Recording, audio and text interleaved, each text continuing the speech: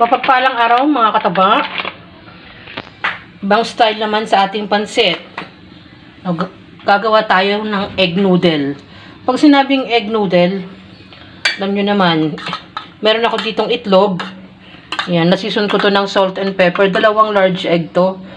Tapos fry muna natin ang ating egg. Yan, ikalat natin. Kasi yung iba naman, sinasahog. Ito naman, ipapang ibabaw natin. Yan, pabayaan muna natin maluto ang itlog. Ang ingredients naman natin sa ating egg noodle ay bawang, sibuyas, pork na pansahog, repolyo, bell pepper. Ganyan lang karami mga kataba kasi ganito lang kalaki yung binili nating egg noodle. At beans, dinamay ko lang yung isang tangkay ng ating kinchay. Pampabango din kasi yan. Meron ako ditong liquid ng pinanggalingan ng ulo ng hipon. Kahit wala to mga kataba, dinagdag ko lang to kasi pampalasa to.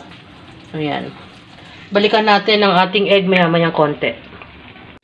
Light brown ko muna yung ating pork at saka naman natin ilagay ang ating bawang sibuyas. Ayan. Lagay na natin yung iba nating gulay. Tulad ng carrots. Hindi naman masyadong makakapal to. Pagsasabayin ko na kasama ng ating beans. Ayan. Haluin natin.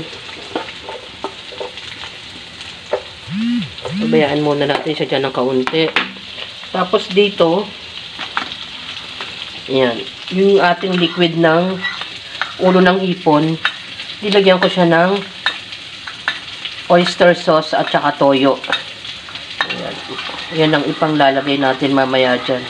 Para pangkulo ito mga kataba.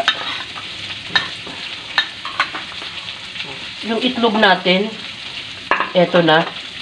Gugupitin ko yan ng iro-roll natin at saka natin igugupitin.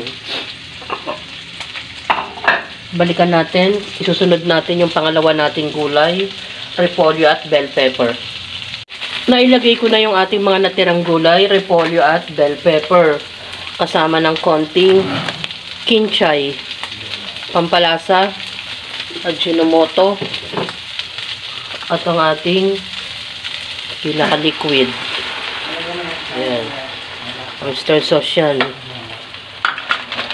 Isasabay naman natin ito.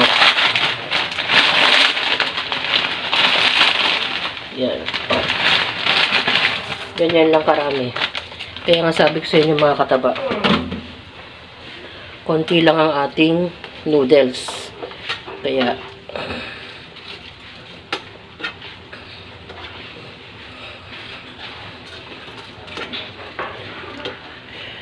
ayan, balikan natin habang hinahalo ko at ina-absorb niya yung kanyang liquid. Ayan, halos paluto na. Tignan nyo na lang kung gaano kalakas mag-absorb ng tubig yung noodles na gagamitin nyo. Pwede rin sotanghon mga kataba or any kind ng noodles. Kasi ito malakas mag-absorb ng tubig.